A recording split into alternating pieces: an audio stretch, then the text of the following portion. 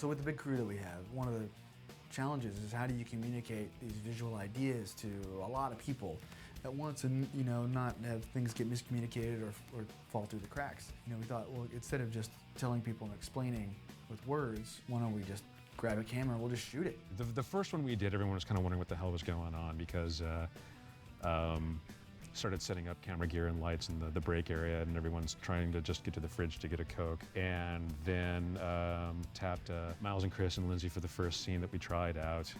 And once we edited that and showed it around and kind of tried to demonstrate what we were up to, everyone got it and became even more supportive of it and really got into it in the later scenes.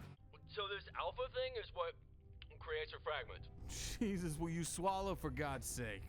So it's really helpful when Gray does that because the cameras are already kind of laid out like, hey, here's an idea of what the camera move should be. And then you also have a performance to look at. So instead of you just mocapping blindly, like, oh, I think this would be happening, it's kind of laid out for you. Like, this is the camera move, this is the performance. And so you reference that to move forward with the actual animation. It was also fun because it gave some of our actors, particularly John Reed, who plays the director, an opportunity to be able to offer some physicality to their character where they had only, had a voice role before. Boom. It appears we are now taking fire.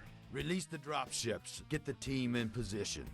Other times, we'd need to shoot some more director stuff. John wasn't available, so we would I grabbed Dustin to play the director for some of those because it's like, well, the director has a beard, you've got part of a beard, let's go. Dealing with the director's face was always a challenge. We were always painting ourselves in the corner where we would shoot the live action previs, realize, oh man, we screwed up. The director's face was still kind of going to be in the shot the way that we composed it. So then later we would have to come up with tricks in the animation phase. There's a shot that we wanted to do during the opening battle of season 10 where it's a big wide shot. It's starting from outside and pushes into the bridge and the MOI, and the director is there at the top of the bridge and he's facing camera in a wide shot. Okay, what are we going to do to hide that? And explosions are going off in his face that would light his face up so you'd be able to see him pretty clearly. So instead we would have to fix that by either having him when the explosions would go off, he'd cover his face or duck behind a control panel, things like that. So you're constantly playing games to deal with the other little rules in the RVB Bible, basically. Evasive maneuver. Boom! Boom! Son of a bitch! There was one serious scene that occurs at night, and the dialogue is pretty heavily loaded with subtext.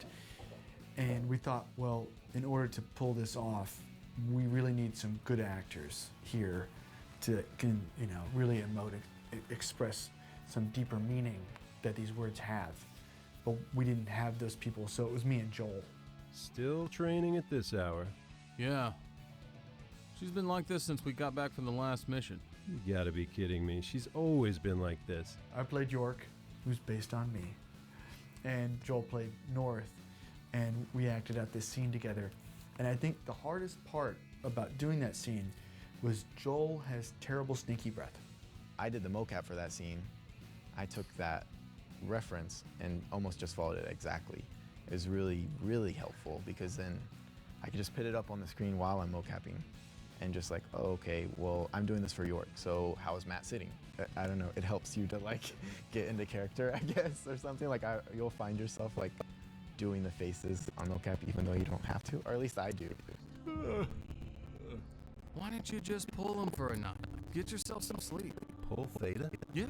There's going to be a scene at the end of season 10, very telling moment regarding our director's character, regarding Allison. And so we wound up shooting a live action scene with the intent of somehow using the live action footage in the animated scene at the end of season 10.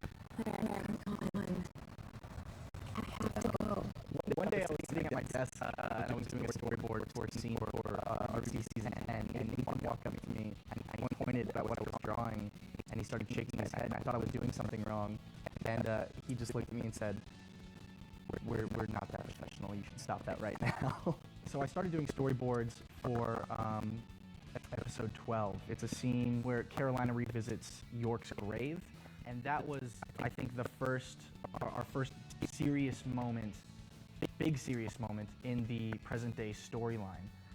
It was really exciting because we were going to be putting a Halo 3 character in a Halo 2 map, Relic. York died at Relic in the mini-series Out of Mind, and that was done before Halo 3, before theater mode, but now we have all this custom armor, all these fancy tricks that we're able to do with Halo 3. We needed to figure out how the hell we were going to do that again. With the machinima side, it was, you know, my bad little sketches. Now it was 3D, it was moving, it was alive, there was music, it was there. The thing that I just sketched down during my lunch break was now online. It was very cool to see brought to life.